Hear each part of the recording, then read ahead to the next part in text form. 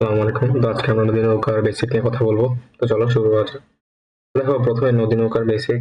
তো এই ক্লাসটা বললে তুমি মোটামুটি সব নদী নৌকার ম্যাথই করতে পারবা বলে আমি মনে করি। তো দেখো, এখানে যদি আমরা এগুলো হচ্ছে পরিচয়গুলো দেখি সবার আগে। দেখো, এটা হচ্ছে ইউ, স্রোতের বেগ। স্রোতের বেগ হচ্ছে সবসময় এক্স অক্ষ বরাবরই থাকে। আর হচ্ছে নৌকার বেগ ভি। ভি সবসময় যে ওয়াই অক্ষ বরাবর থাকবে, নট নেসেসারি এক্স অক্ষ বরাবর, দেখো দুই অক্ষ বরাবরই থাকতে পারে। তারপর হচ্ছে এই স্রোতের বেগ আর নৌকার বেগের যেটা লব্ধি, লব্ধি বেগ আমরা জানি কি, এই লব্ধি বেগটা হচ্ছে ওমেগা দিয়ে প্রকাশ করলাম আমরা এখানে। আর এক্স পার্শ্ব সরণ, মানে যখন নৌকাটা যে স্রোত মতো এ বরাবর যখন স্রোতের কারণে সে ধাক্কা খাইতে খাইতে খাইতে খাইতে দেখা যায় এই বরাবর না গিয়ে এখানে গেছে। এই যে যাওয়ার কথা ছিল এখানে, বাট গেছে এখানে, এই যে ডিস্টেন্স, এটা হচ্ছে পার্শ্ব সরণ। তো পার্শ্ব সরণ আর লব্ধি সরণ হচ্ছে তোমার যে এই হচ্ছে ওয়াই অক্ষ বরাবর যে একটা ডি প্রস্থ বা হারাহারি সরণ, এইটা এবং পার্শ্ব সরণের যে একটা তোমার লব্ধি, এটাই হচ্ছে তোমার লব্ধি সরণ। তো পরিচয় পর্ব শেষ। তো কিছু বেসিক কনসেপ্ট জানতে হবে তোমাদেরকে। দেখো ফার্স্টে টি, একটা কথা লেখা আছে, যেদিকে সরণ সেদিকে বেগ বিবেচনা করব। অর্থাৎ দেখো যে প্রথমে যদি আমরা দেখি যে ওয়াই অক্ষ বরাবর চিন্তা করছি আমরা, ওয়াই অ্যাক্সিস বরাবর। তো দেখো যে ওয়াই অ্যাক্সিস বরাবর আমরা চিন্তা করি, তাহলে ভি, ভি এর যদি একটা উপাংশ থাকে তাহলে হচ্ছে অবশ্যই ভি ওয়াই হবে হচ্ছে ভি সাইন আলফা। আর ইউ এর ওয়াই অক্ষ বরাবর কোনো উপাংশ নাই, কারণ ইউ এক্স অক্ষ বরাবর। তো যদি আমরা এক্স অক্ষ ওয়াই অক্ষ বরাবর চিন্তা করি, এর মানটা আসবে হচ্ছে ওয়াই অক্ষ বরাবর যে সরণ এটা, আর হচ্ছে ওয়াই অক্ষ বরাবর বেগ। তারপর হচ্ছে যদি আমরা এক্স অক্ষ বরাবর নিই, তাহলে হচ্ছে ওই সেম কাহিনী, এক্স অক্ষ বরাবর সরণ বা এক্স অক্ষ বরাবর বেগ।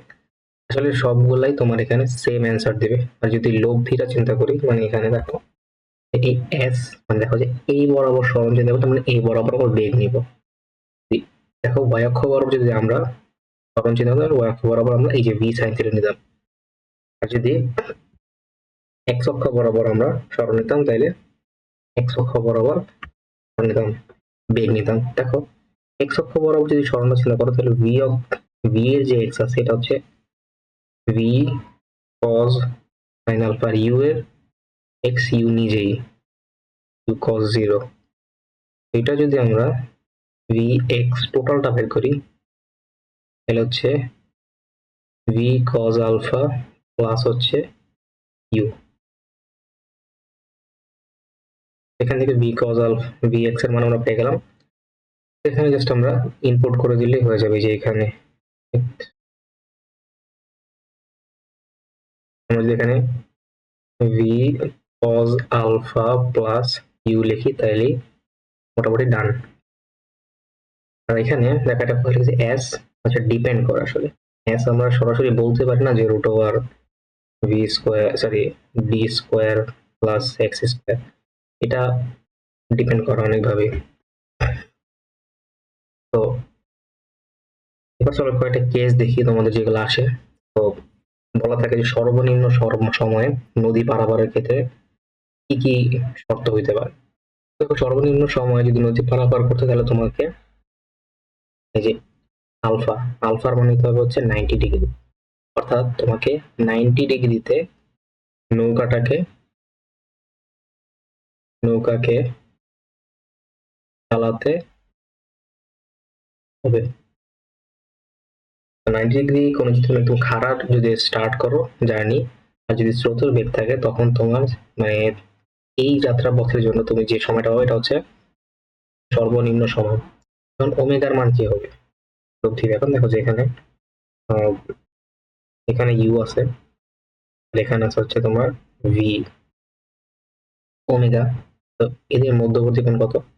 90 ডিগ্রি। আমরা ধরি যদি ওমেগা চিন্তা করি, root over u square plus v square plus 2uv cos 90 degree.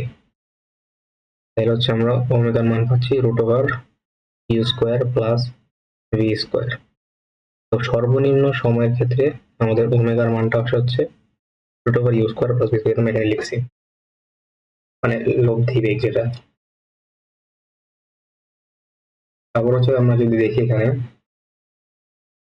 যে সর্বনিম্ন সময়, এখন দেখো সময়ের সাথে যদি আমরা বেগের যে একটা রিলেশন 1/v, অর্থাৎ বেগের মান যদি ম্যাক্সিমাম হয় তাহলে সময়ের মান হবে সর্বনিম্ন, এবং যেহেতু আমাদের এখানে v sin থিটা, ঠিক আছে, v sin থিটা, তো v sin থিটা সর্বোচ্চ মান কখন হয়, যখন সাইনের মান 90 ডিগ্রি হয়।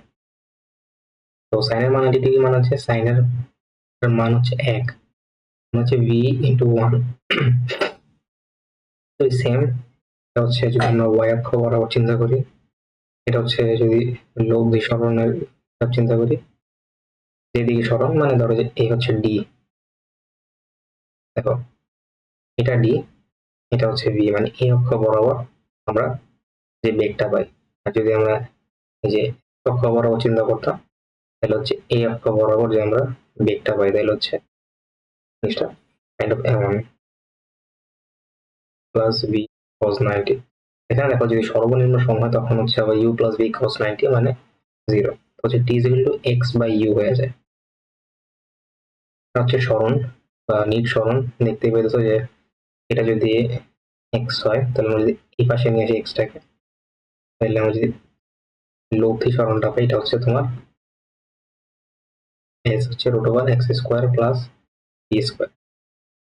এবং অনেক সময় আমাদেরকে বলে যে স্রোতের অনুকূলের সাথে নৌকা কোন দিকে চালনা করতে হবে, এটার অ্যান্সার হচ্ছে এটা, থিটা।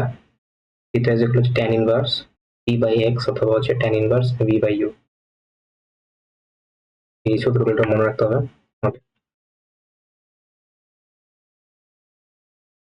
এখানে তেমন কিছু নাই। এবার চলো সর্বনিম্ন দূরত্ব।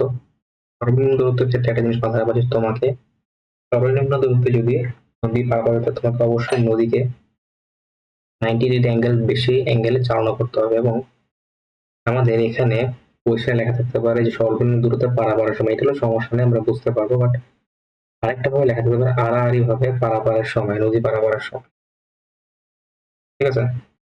তো দুইটাই একই কথা, সর্বনিম্ন দূরত্বে নদী পারাপারের সময় বের করো অথবা আড়াআড়ি ভাবে নদী পারাপারের সময়, একই অ্যান্সার। এখানে দেখো t is equal to d by v sin alpha. এখানে আলফার মানটা যদি বের করতে হয় তাহলে দেখো যে তোমাকে cos inverse u by v, এখন আমরা বলছি যে দেখো আলফা সর্বদা 90 ডিগ্রির চেয়ে বেশি হবে, 100 হতে পারে, 120 হতে পারে, 135, 150, বাট 100% শিওর যে 90 থেকে বড় হইতে হবে। তো এখানে আরেকটা জিনিস দেখো যে যখন সর্বনিম্ন দূরত্বে আমরা যাবো তখন s আর d মানে হচ্ছে লব্ধি সরণ আর হচ্ছে y অক্ষ বরাবর সরণ সেম। কারণ কি দেখো যে তুমি এই হচ্ছে তোমার এই বরাবর তুমি কিন্তু যাইতাছো, দ্যাট মিন্স তুমি যে লব্ধি বেগ বরাবর সরণটা পাচ্ছ, আর দেখো যে y অক্ষ বরাবর সরণ এর দিকটা কিন্তু সেম, এবং এটাই কিন্তু একই বোঝাচ্ছে। দেখো এটা এটার মাথা, এটার মাথা, এমনি বোঝা যাচ্ছে যে so s is equal to d হবে। এবং এই ক্ষেত্রে তোমার পার্শ্ব সরণ থাকে না, কোনো সর্বনিম্ন সময় কোনো রকমের পার্শ্ব সরণ থাকবে না। এখানে আরেকটা খুব ইম্পর্টেন্ট কথা আছে, যদি কখনো দেখো যে স্রোতের বেগ u v এর চেয়ে বড় হয়েছে তাহলে সর্বনিম্ন দূরত্বে নদী পারাপার সম্ভব। অনেকেই মনে করে যে একটা ভুল ধারণা যে u এর মান যদি v থেকে বেশি হয় তাহলে মানে নদী আমরা পারাপার হতে পারবো না।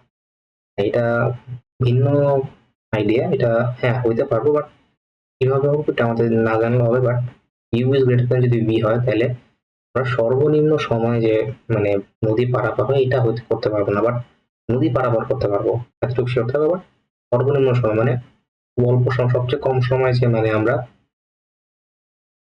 নদী পারাপার হই এটা সম্ভব না যদি স্রোতের বেগ নৌকার বেগের চেয়ে বড় হয়ে যায়।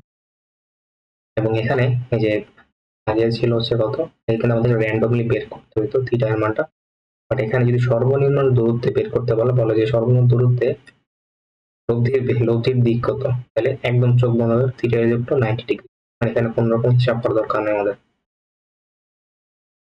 তো এই ছিল মোটামুটি বিষয়। এবং এবার একটা জিনিস দেখতে হবে যে স্রোতের অনুকূল প্রতিকূল। স্রোতের অনুকূল মানে হচ্ছে ধরো এই বরাবর স্রোত চলতেছে তার মানে স্রোতের দিকে অনুকূল, আর প্রতিকূল হচ্ছে স্রোতের উল্টা দিকে। অনেক সময় দেখা যায় যে এরকম কোশ্চেন থাকে স্রোতের অনুকূলে বেগ আর প্রতিকূলে বেগ আমরা বুঝি না। তো অনুকূল মানে হচ্ছে, দেখো মনে রাখবা যে u plus v is equal two 10, আর প্রতিকূল হচ্ছে v minus u is equal two 5। তো কিভাবে মনে রাখবো, আমি বলছিলাম যে অনুকূল মানে হচ্ছে অনুকূল